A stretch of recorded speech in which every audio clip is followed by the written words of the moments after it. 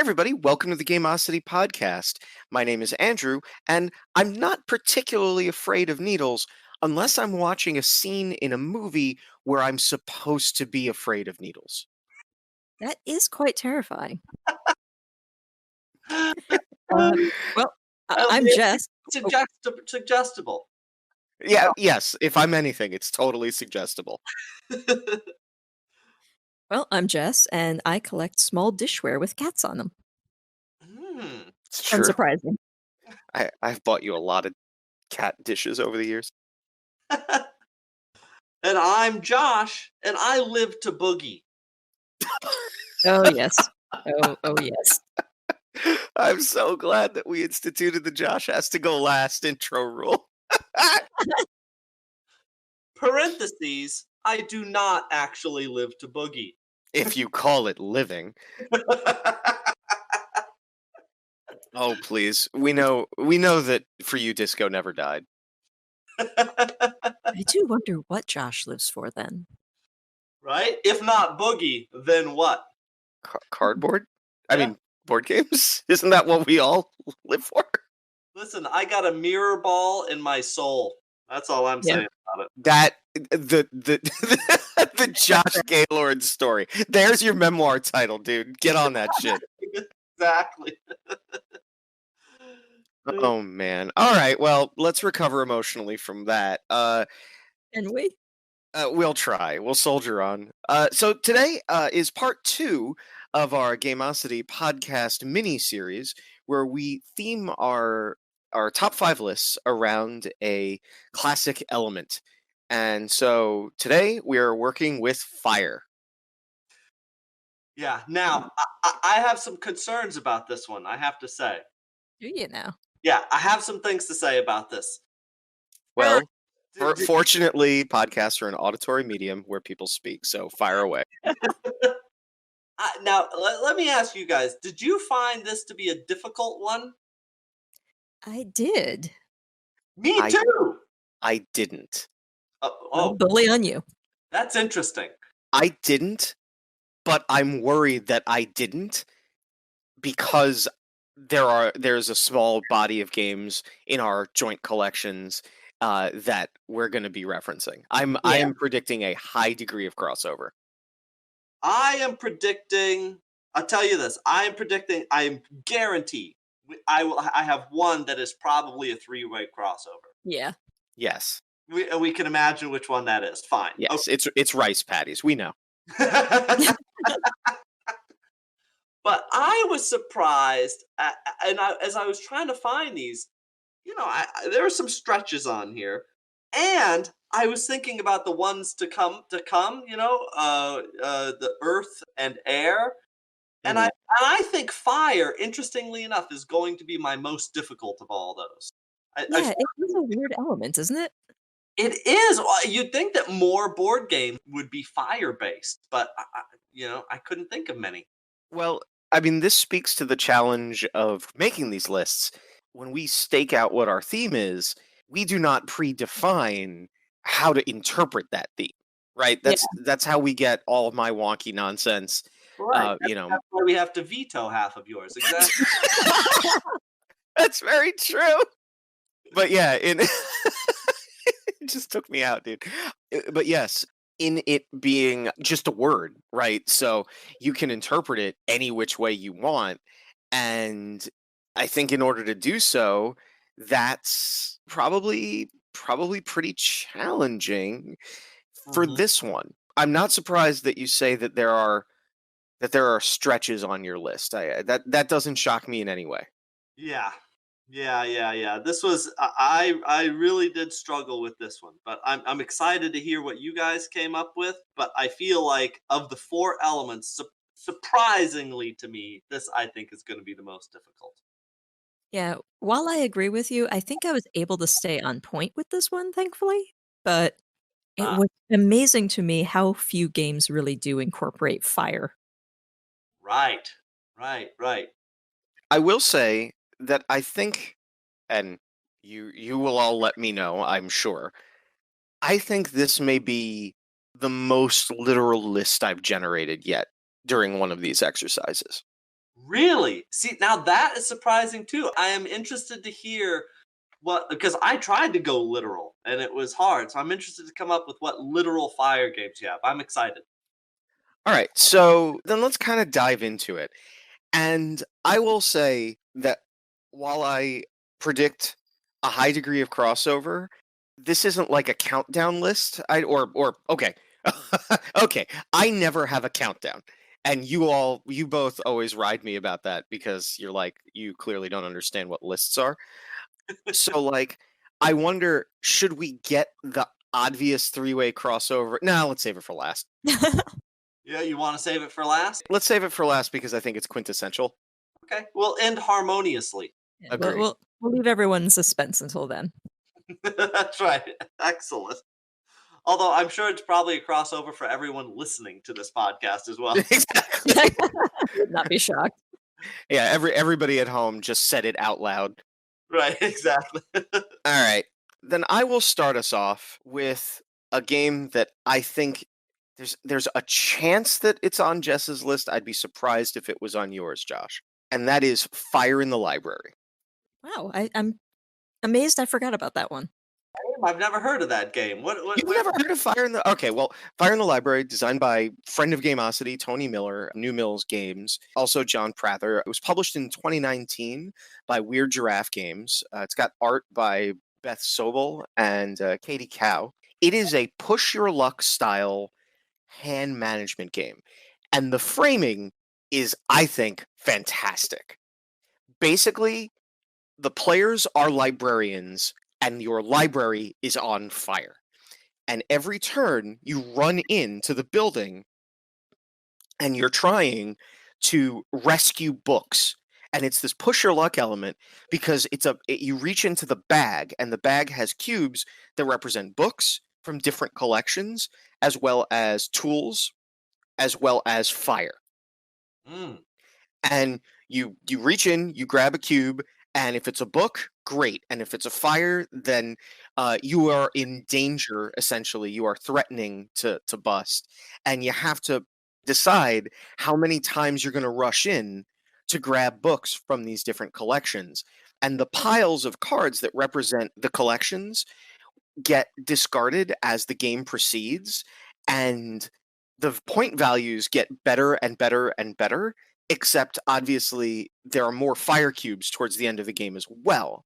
And so, rescuing cubes in the first round is not worth as much as in towards the final round. And so there's this constant sense of like, I want to go in there. I want to grab another book. I want to like get another one. Oh, I've got one from this super valuable collection, but yeah, it's only my first one. Do I push my luck? Do I go back in and all that? And to me, the theme is just brilliant, and the mechanisms and the game mechanics are these crisp, really fun push your luck decision points, and I think it's great. Having been a librarian, I can say this game is completely accurate. That's right. I will dive into a burning building for books. Well, I also love the idea that it's this bag thing where you reach into a bag, pull something out, and oh, what'd you get there? Is it a book? No, it's a big handful of fire. Just a fistful of fire. Yeah. Oh, you can tell the difference feeling around in the bag. No, they feel the same. Books, fire. Who can tell the difference? And the push your luck mechanic is really, really clever because it's not just what you draw, but it's also when in the turn sequence you draw it. Because as you grab cubes from the bag, you will reach a point where it's like your first fire cube is no longer a warning. Like once you've grabbed X number of cubes, the first time you pull fire will bust you. And so it's actually like a layered push your luck calculation. Oh, I like that. Yeah, that's very good. I want to try that. It is very good. It was very well done, very, very well designed. We did a preview of the game, then I backed it, and it was totally worth it. It was great. Yeah, that sounds nice. The Dice Tower, you may have heard of them. They're now doing this I'm unfamiliar. It's another podcast. They're now doing this series. like they did all these top 10 lists for various members of the Dice Tower, and a number, at each one somebody said, "Oh, I've never played that game. I should play it. I've never played that game. I should play it." And so now they're doing this series that they're calling Catch Up Palooza, where they're introducing games that they love to the other members of the Dice Tower who have never played them but always wanted to play them. And I think that's a cute idea. We should do our own little Catch Up Palooza. I think it's really cool that you decided to do a Dice Tower promo in the middle of our podcast. But yeah, sure. Are we not happy members of the Dice Tower Network? I thought we were. No, weirdly, we are not members of the Dice Tower Network. Oh, you mean I could have been cursing all the time? Yes, you could. Absolutely. We used to be on the Dice Tower.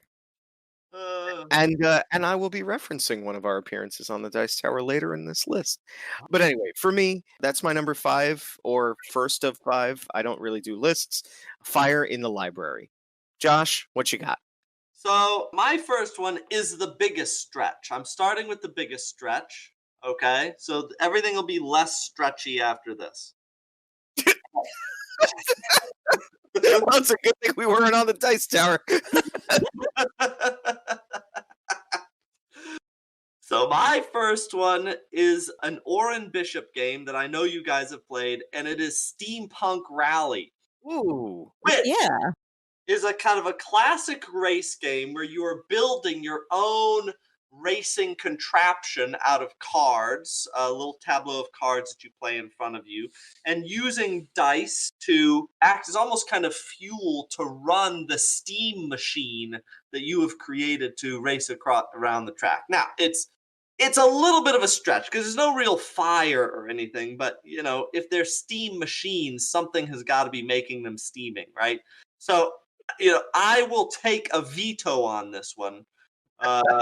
If necessary, because this one I acknowledge, is again a bit of a stretch. But it seems like It any counts. steampunk kind of thing feels like there's fire at the perimeter. Okay, so I am very, very of two minds here because that's pure shenanigans. Because yes, yes, there's fire, but also, also electricity and other stuff. Like there are Water and air and there are 3 flavors of dice in there. But what I will say is it's a great game. Yeah, it is a great Yeah. game. Yeah.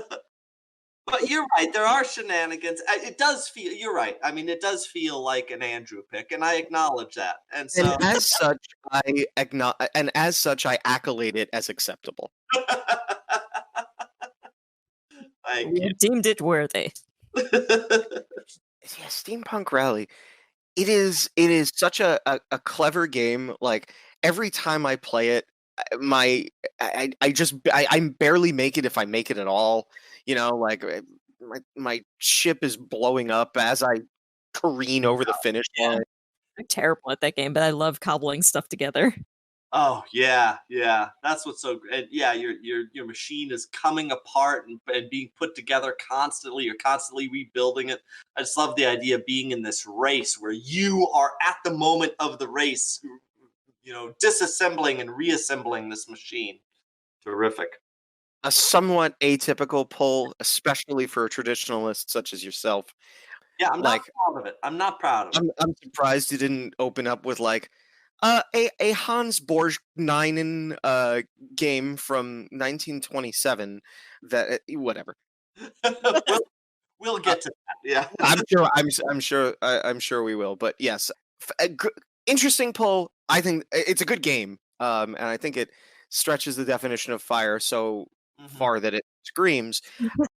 And I have no appropriate segue to Jess. Well, I guess I can be inappropriate if you want. Just constantly. Well, mine dealt with the idea of fiery, things that are fiery and hot and heat. So I went with Scoville. Oh, yeah. Yeah. I love this idea of playing the game of you're in a hot pepper competition. Not only are you trying to make this like amazingly spicy chili, but you're also growing all of the peppers that go into it. And you're crossbreeding these peppers by planting them in different places in your field and then using those peppers to fulfill orders and recipes and such. And it's kind of fun. I love the set collection auction part of it. Scoville is a great game that I feel like never got the recognition that it deserved. It's a puzzle. It, Oh, Mm. yeah. it's a really thinky puzzle too. And what I love about it is how the theme, it just permeates everything about it's like everything is heat, everything is peppers. I also like that the peppers are different sizes. Like they're all the same shape pepper, but they stick up from the board at different levels to indicate which ones are better, basically. Yeah, the components are wonderful in that game. It's a very clever way of working around color blindness or limited color visualizations. And it also, like you say, the components are just really great. The main board is a puzzle board where the peppers like socket in to the spaces in the field that they're being planted. So it would be, this is the kind of game where it would be disastrous if the board moves and everything falls over because the whole grid is everybody's shared Oh, yeah. growing field. Right.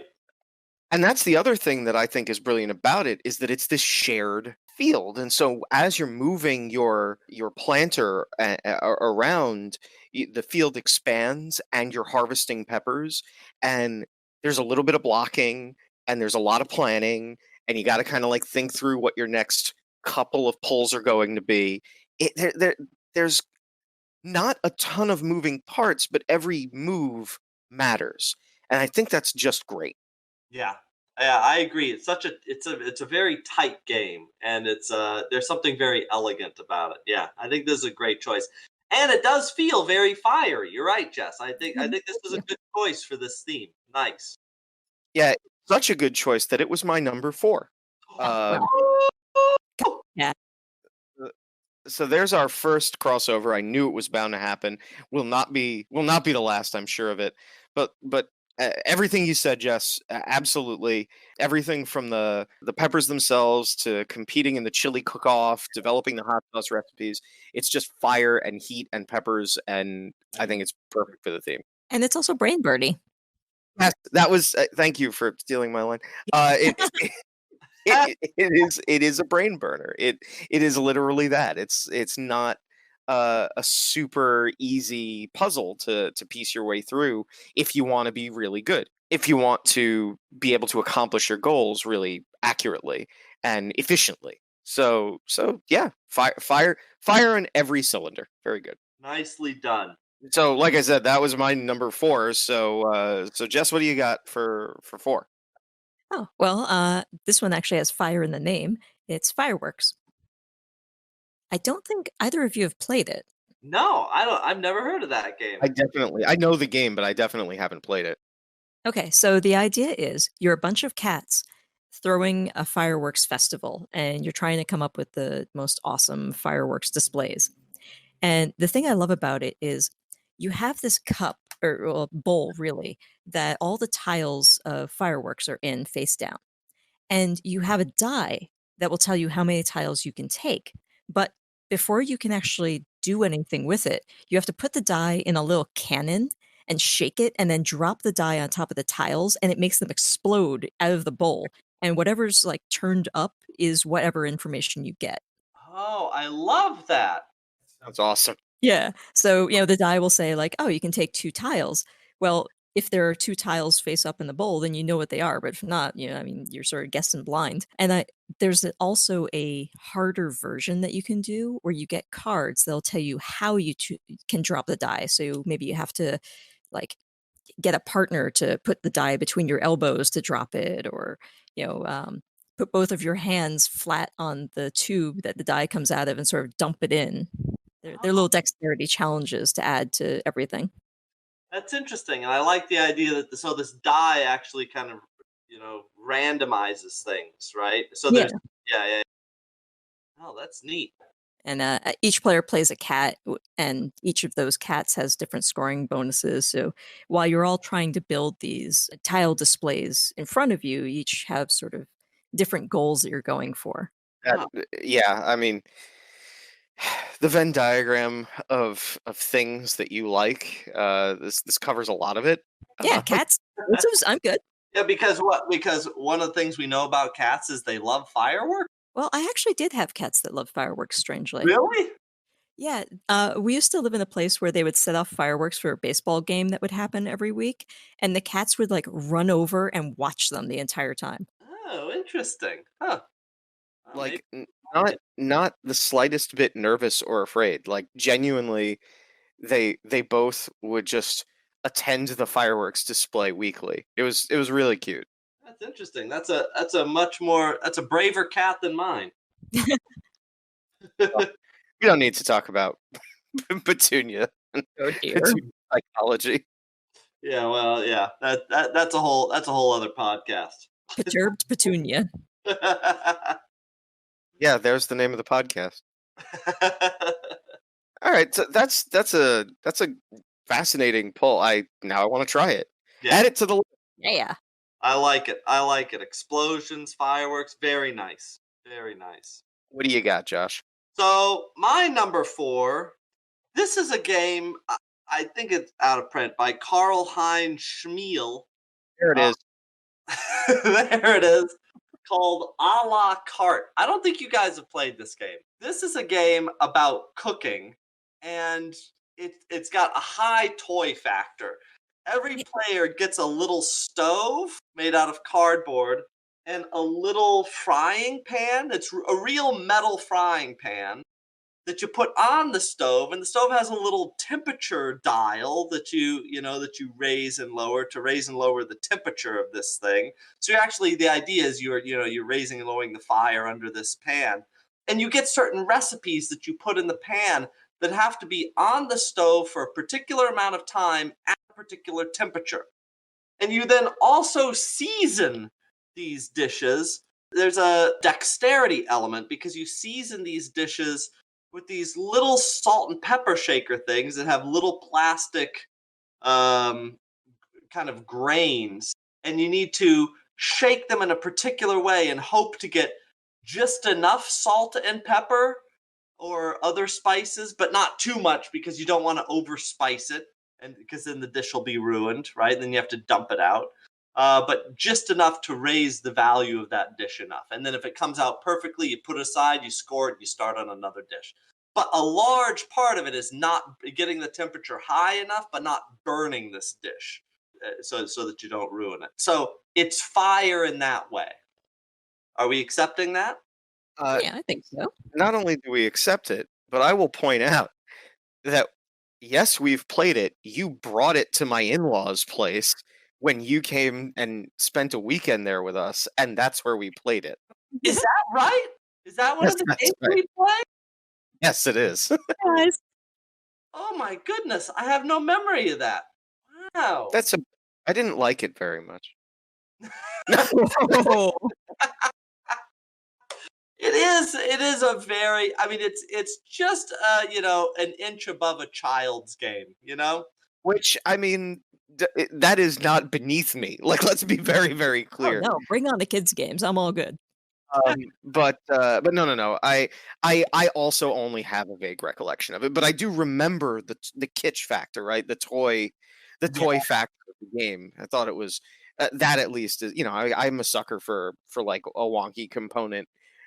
So that was cool. And I don't particularly remember the gameplay, so I can't speak to it. But we did definitely play it. Oh, Um, okay. but I I think forget other games we played on that trip, but I don't remember that one. That's interesting. yeah, we're all getting older, Josh. No, wait a second. I think you're confusing that with a different game. Okay, what game do you think I'm confusing it with? I think that you were confusing that with the game Hey Waiter, where you have Oh. little where it's a team game where it's 2 versus 2, and you put those little what do you call those dish coverings, those kind of half Cloche.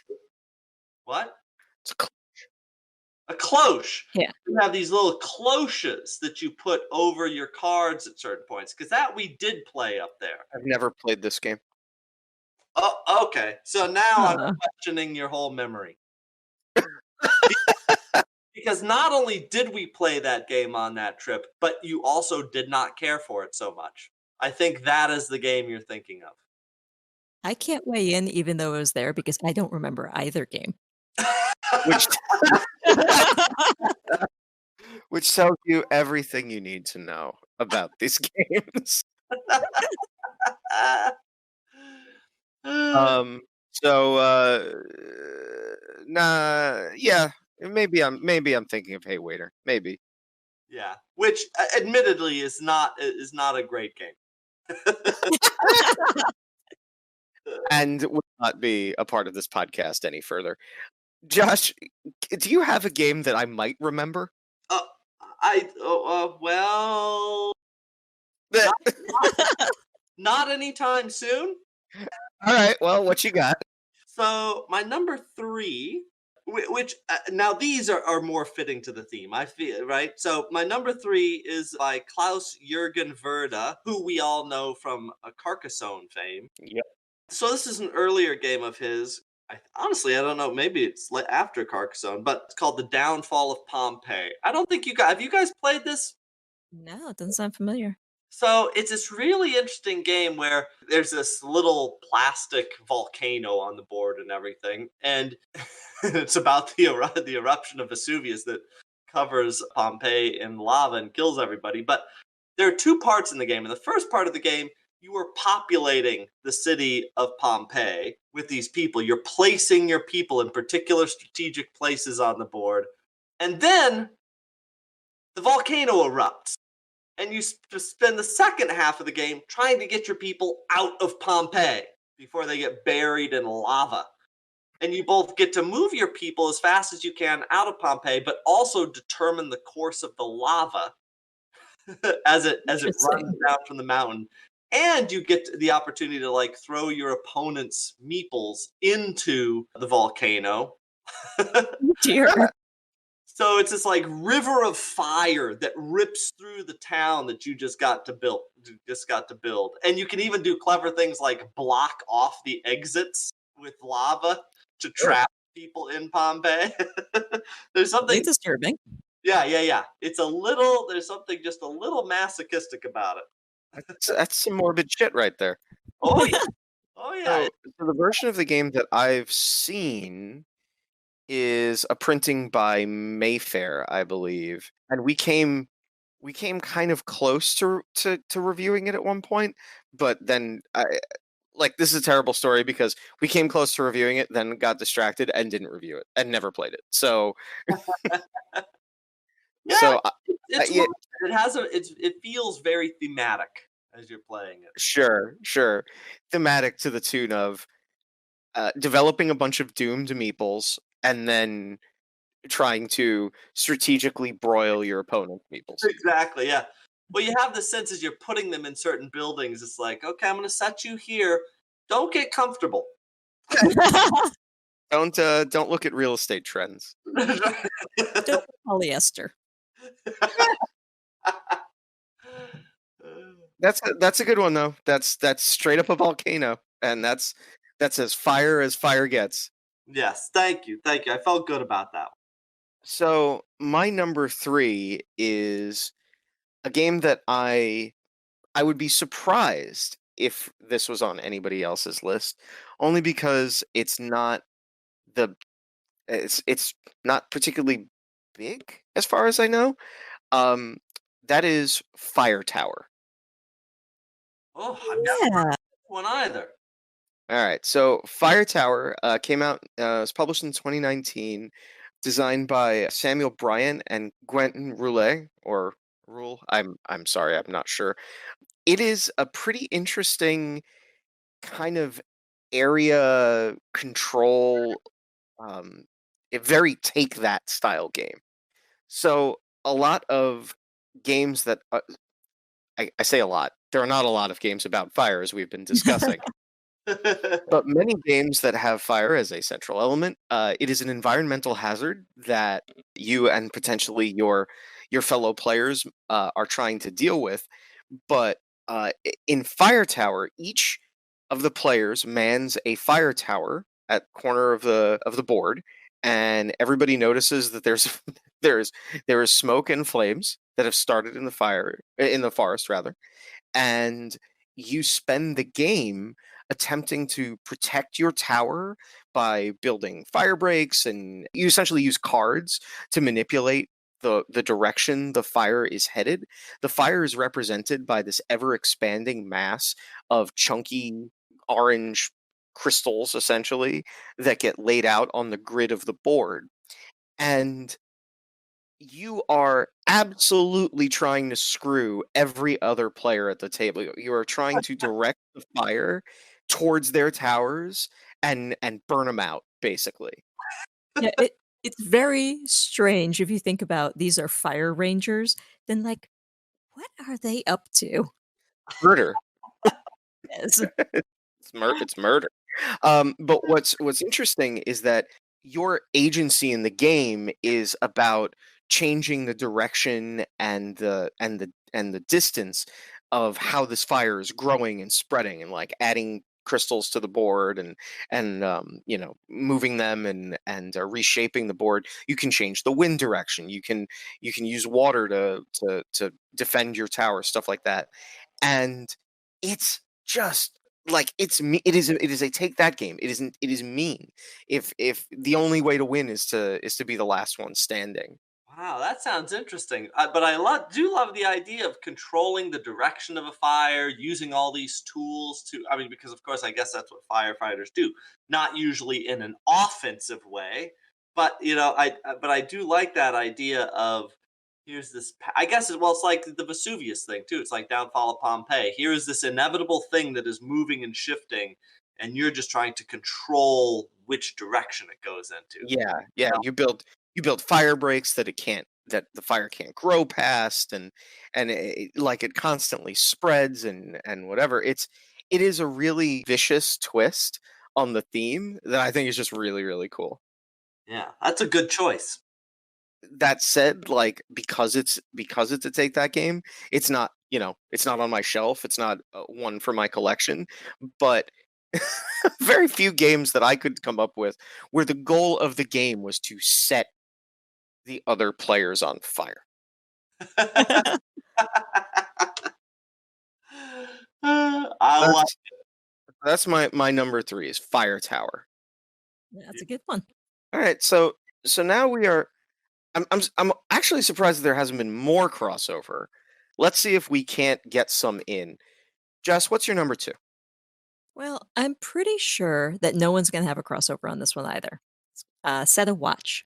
Ooh, I don't know this one either. There's a bunch of new games. Fascinating. Yeah. So it's a cooperative survival game where you're trying to fight your way through 9 locations that are filled with monsters. And the neat thing is the monsters approach your camp in a line. And so you don't really know what's going on with them except your campfire lights up the line. The bigger your campfire is, the more of the line you can see. And the information that you get will let you plan out what you're going to do when you fight the monsters. So you spend a portion of your turn planning out, how you're going to get supplies and do this and that.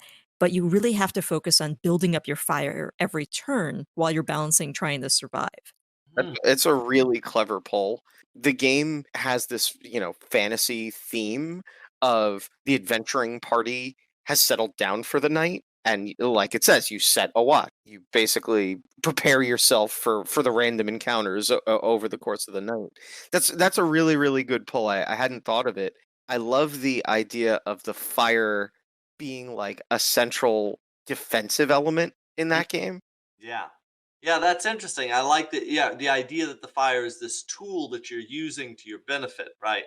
And how do you feed it or make it smaller? Is it what's the mechanism by which you do that? If I remember correctly, you gather wood, but you also have to gather things to, help you survive as well. So it's a balance of trying to figure out what you're going to get. Mm, I love that. Yeah, that's a great theme. It's actually a really interesting one for this theme. Yeah, yeah. That's just a really clever pull because it's fire in an atypical way. It's like you really care about the burning. But you're not setting anyone on fire. You're not setting anyone on fire, disappointingly. Josh, what's number 2? So my number 2 is one that I've spoken about before, and it is by Tanya and Sarah Engel, and it is and this one that has still never come to America. It's only in German. Auf Teufel komm raus. Oh And dear. and this press your luck betting game. What the theme of it is, you're in hell. And the devil is there, and the devil has his furnace filled with pieces of coal, which are just these little black discs. And on the other side of the little black discs are either numbers or devil faces. And what you're essentially doing is betting as you go around the table, and each person turns over a certain number of pieces of coal direct from the devil's furnace. You know how many numbers that they will be able to pull before they hit a devil head, and everyone's betting on that. It's actually a very simple, gorgeous, beautifully done, and exciting and funny betting and press your luck game. And there are not that many rules, and it's pretty straightforward. And thematically, it could be anything. It just happens to be that the theme is that you actually play these little cherubic angels who are visiting hell in order to kind of play this betting game about how many pieces of coal you can pull out of the devil's furnace. It's really good. It's really good. How odd. I know. Now, this isn't the first time you've brought it up, as you've mentioned. I'm excited to try it at some point. Yeah. This is really a catch-up palooza thing. You guys would love this game. I have to come up with a name for our thing that isn't what the Dice Tower is literally doing. Well, listen, I didn't see them trademark it. Just you wait. We'll start using it, and we'll pretend that we came up with it, and they're stealing from us. All being recorded. Okay, so that's not going to work. New plan. New plan. Screw that.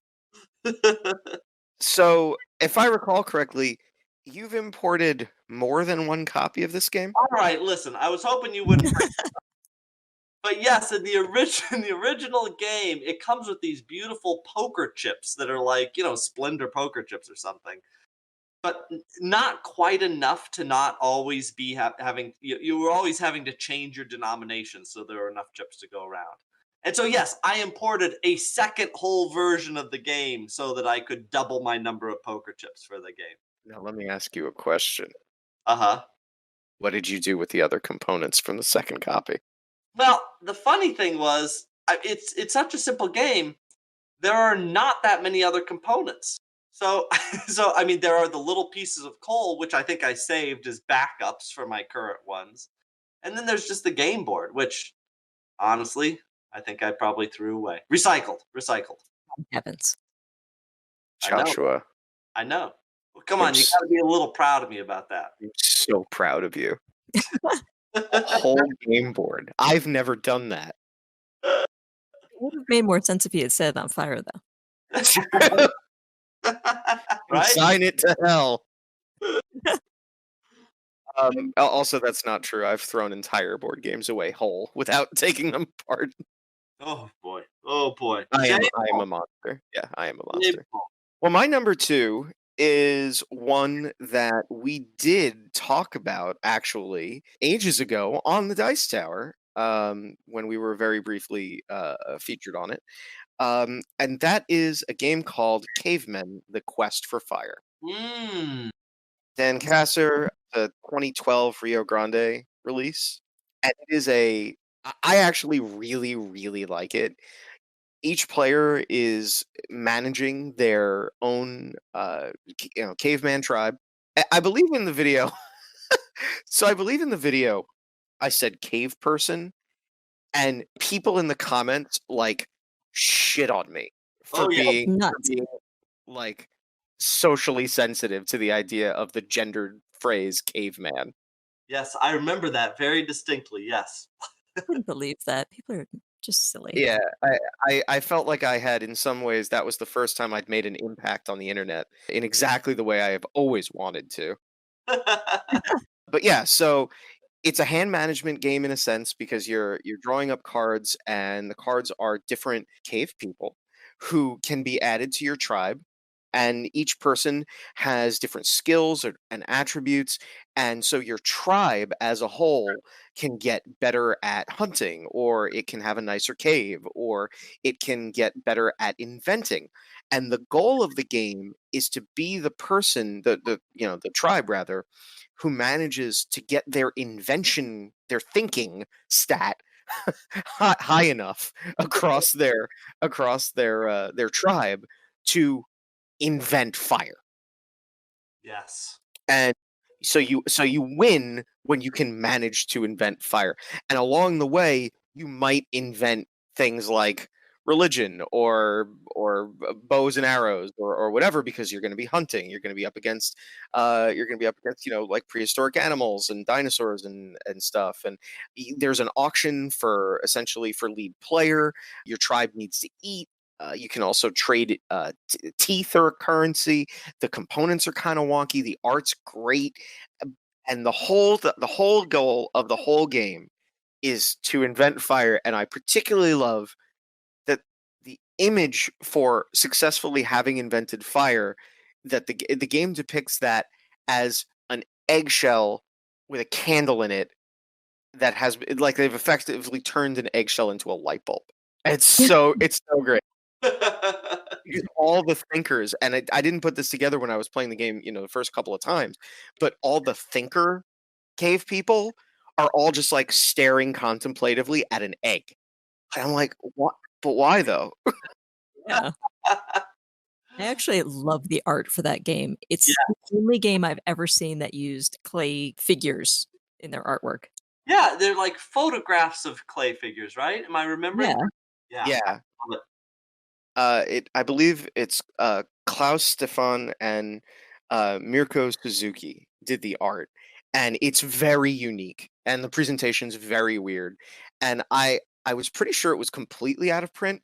Like I think there's like 2 copies on Amazon right now, and something in my gut tells me that like those are the last 2 copies on Earth. Like I don't know why. It's just well because 2012 may as well be prehistory as far as board games are concerned. Right, right. True. Yeah. But But it was a good game. I remember we played that and I enjoyed that. yeah, Cavemen, The Quest for Fire, uh, very weird, interesting, super playable. Not great at high player counts, but like really excellent at 3. And that's my number 2.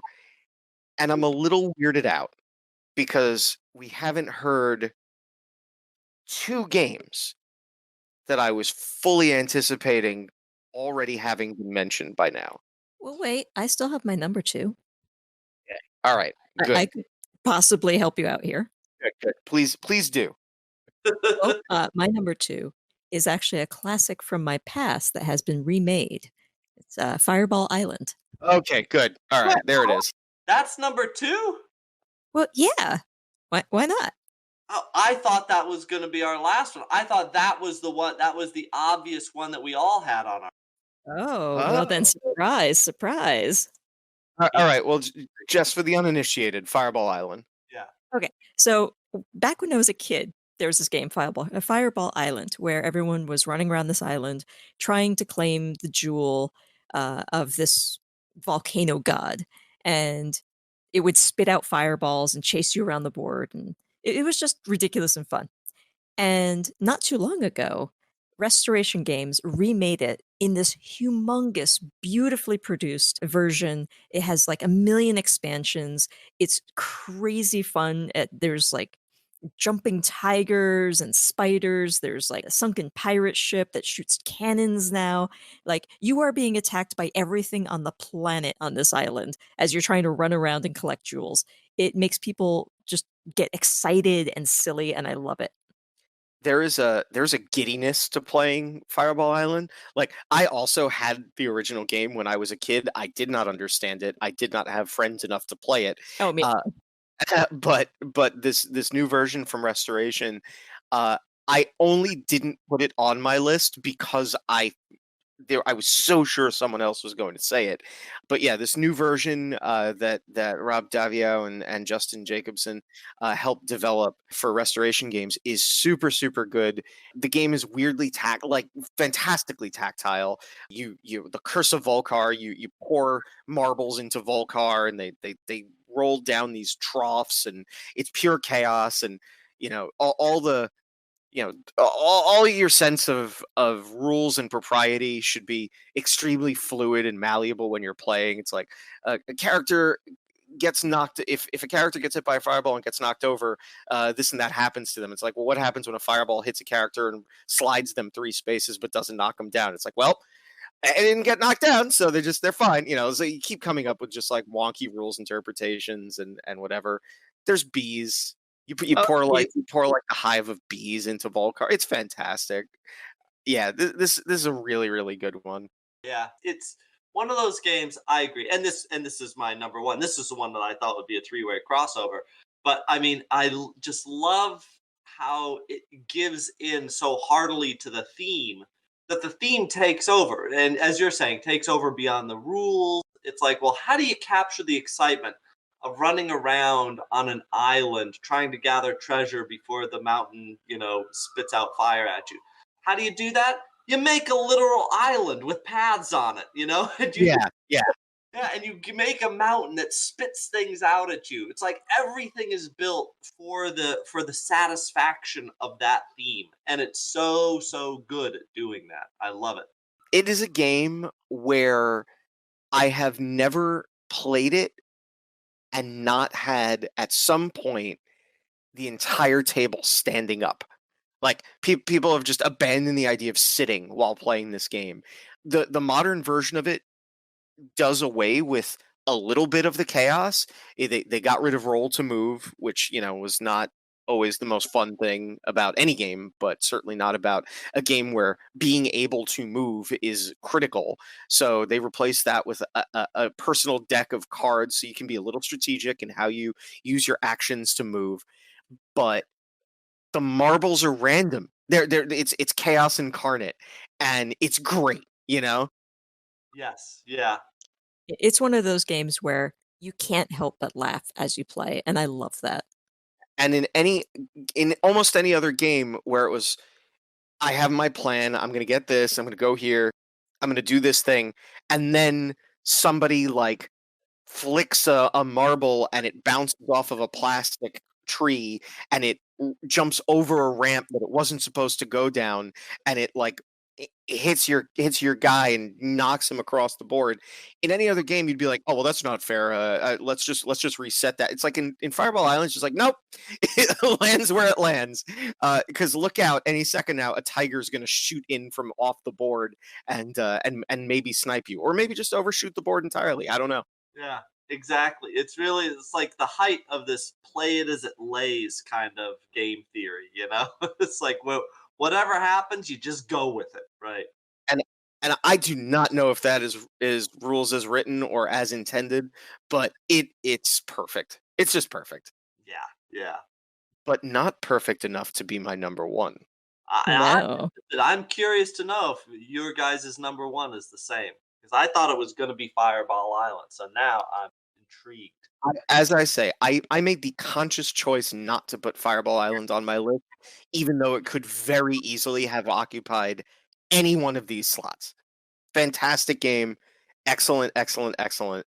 The modern version of it is super fun to play, but Well, I'll also say that I'm very impressed that you managed to get 5 fire games on there without Fireball Island. So yeah, yeah, both of you have done a very good job. Both of you have done a better job with this list than I have. That's Applaud us. right. Yeah, good job. thanks, board game dad. All I've ever wanted. Should we break his anticipation and let him know what our number one was? Sure. Do you want to just say it at the same time so that's super embarrassing if we don't agree? Okay. So I'm gonna count down from three. Ready? Three, two, one. Flashpoint. Flashpoint. Yep. Oh, Flashpoint. Yeah. Flashpoint. Oh, Fire rescue. that's a good choice. So Uh, Jess, you want to take the lead here? Okay, so Flashpoint, as you know, but some of our listeners might not, is a cooperative firefighter game where you're trying to rescue civilians from a burning building. It's one of those like tense games where you never quite know if you're gonna make it in time, and everyone is gonna prioritize saving the pets first because they're cute. Like it doesn't matter. There's no points. You're just like, yes, I must save the dog. 100% accurate. So for me, Flashpoint Fire Rescue is the definitive firefighting game. We very frequently we talk about cooperative games in terms of firefighting. Talk about a game like Pandemic, and we say Pandemic is a firefighting game. The game constantly creates problems. You have to run around resolving those problems, hopefully moving toward the central resolution. Flashpoint Fire Rescue is the fire game in my collection, as far as I'm concerned. And it has so many things going for it that make it just really, really great. The central the central mechanic of fire spreading and the unpredictability and the quasi randomness and just the ramping up feeling of being overwhelmed, it it is for me as close as you can get in cardboard form to inciting like the sort of genuine sense of, well, now what the hell do we do? That is that when I look out over the board and things were so under control 2 turns ago, and now we've hit a hot spot, and there was an explosion, and there was a flashover, and Building around down our ears. yeah, and if one more wall falls, like the whole building comes down, no survivors. It's so intense when it's at its best. Um, and unlike unlike Fire Tower, it is a 100% cooperative game. It is a game where we absolutely you need to coordinate with the other players in order to stand a chance. And the other thing about it that I think is fantastic, and this doesn't really have anything to do with fire, but what I think is really fantastic is the fact that first of all, there's a trillion expansions, and each of those expansions tends to come with an extra character role, and each of these roles has unique powers, and each of those powers can factor into your strategy every time you play. And you can even flip roles mid game if it's like we're being overrun. Let's get somebody on the deck gun of the fire truck, and so let's switch out to the driver. The fire truck operator. Or we've got a lot of chemicals in this particular map, so let's get the role that's really good at disposing of those. That kind of thing. So cool, and so clever, an application of theme. This game's actually like one of my one of my favorite games that never seems to get played because there's like a trillion, games sitting on the shelf in front of it. But I don't think I'll ever get rid of Flashpoint because it is a distillation of the concept of the overwhelming terror of needing to fight the fire on the table, and I think it's great. Right. Yeah, that is a very good game, and I will officially swap it out for Steampunk Rally. It should have been on the list because yeah, you're right, and it is so thematic, and I just love these little touches that make sense. That you can bust through a wall to get into a different room, but if you break down too many walls, the entire thing loses structural integrity, and you're going to lose. Right? It's like even just little tensions like that throughout are stuff that those are things that build a narrative that feels authentic. It's a very good game. Yeah, I like that very much. Nice choice. Nice choice. Players will, you're dragging a civilian out. Suddenly you realize that you're not going to be able to make it, so another person can run in, and then you can use your limited actions to do this or that. You've got roles that are better at rescuing people, roles that are better at fighting fires, roles that are better at locating people in smoke or whatever. There's that gut wrenching moment where somebody charges in to a far corner of the building, far from any exit, and you flip over that tile and you see that it was a false Oh a yeah. false signal. Yes. There's no one to rescue, and the whole room is on fire. And now what do you do? It's so good. Anyway, I know I've just hyped it to the ceiling, but it's just an example of a theme done incredibly well. Yeah. Yeah. That is very good. Yeah. Yeah. That's a great choice. And also, you can be a dog that moves incredibly fast and is good at finding people. But you can't play with it with that role if you're going to let anything happen to it because you have to protect the dog. Yeah. Everyone at the table will get really angry at you if the dog dies. Dog doesn't die. That never happens. Let's be very clear. I'd say that considering what the challenge that I think we all had here, I think we came up with some pretty good polls. Yeah. Yeah, we did a good job for right, a challenging list. Well, especially you two. I think you two really pulled this one out in a nice way. Yeah, I mean, Thank you. we're definitely better at this than you are. I mean, there's no question about that. So I have a surprise for you guys. Uh-oh. Is it fire? No, it's our listeners have weighed in and added their own list. Yes. Whoa. What do we got? So we have our friend Mark Harris. He says, "A fire in the library, London is burning, and fire tower." London is burning. Yep, didn't even think about that. Yep. That's some good crossover with you guys there. Yeah. Solo playthrough says Spirit Island. Lots of fire. I want to choose here, but I'll go with Grinning Trickster's power card, Overenthusiastic Arson. I love everything about the card. Very good. Very good. I didn't think about that one either. Nice. This one's a little bit of a stretch, but I like it. Board Games and Bourbon says Parks. You set up your camp on your journey. I can only imagine how tasty those s'mores must be. All right, all right, all right. Dollarone, I think I'm saying that right, suggested Mage Knight. That sweet smell of burning monasteries. Benji. Oh. Oh, all right. Yeah. Again, good thing we're not on Dice Tower. I realized that I reacted to London's Burning, and I mistook it for another game. I don't know this one. We should learn it. This may or may not be to your taste. It's a looks like a two-person sort of a hex grid dogfighting World War II combat game. Oh, maybe you guys can play that one. Maybe I don't think this is my taste either, but I'm definitely gonna have to look into it a little bit. I'm still trying to recover from the idea of s'mores being like the best thing about a fire theme in parks. Yeah. All s'mores are really good.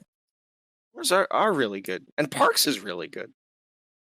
Yeah, I've never played Parks. It looks very nice. I'd like to play Oh. that. I think you'd enjoy parks. And I would also like to eat some s'mores. Well, it's a date. And I think that that's as sensical a place as any. No, wait. So wait, were there more? Was that all the contributors? So I had no crossover with any contributors. Well, we did have Rob Huddleston, who agreed with our choice of Flashpoint. Okay, good. And Because it's the one that makes the most sense.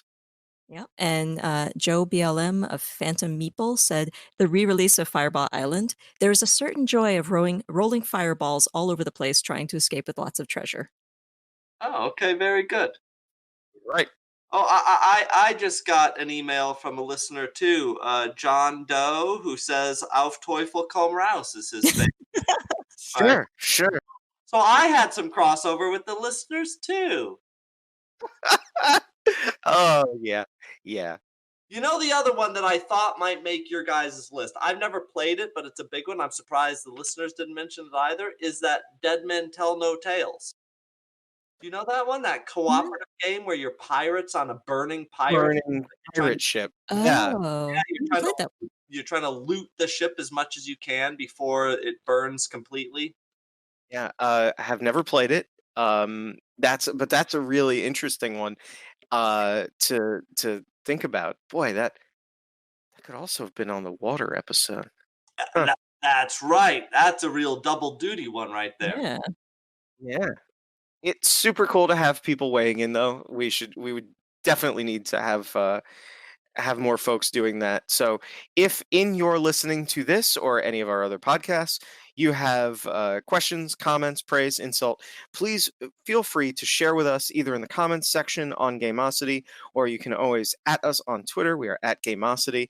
This has been the Gameosity podcast, where we have talked about our 5 fire games apiece. And if you're following the circle, the next one will probably be either Earth or Air, and I guess you'll just have to watch to find out which. Now watch, this is a podcast. Shit! Wait, what just happened? A podcast is not a visual medium. Yeah, you're right. All right, well, I'm going to stop being an old person on the internet. That's quite enough for me today. If you have been listening, thank you so much. This has been Andrew. I'm Jess. And Josh. And that's us for today, folks. We'll see you next game. Bye. Bye. We always say the weirdest byes at the We end. sure friggin' do. Creepy. I say goodbye like Josh says goodbye, and that translates to very creepy. Especially in stereo like that. It's too many. Yeah. Bye. Bye. Bye.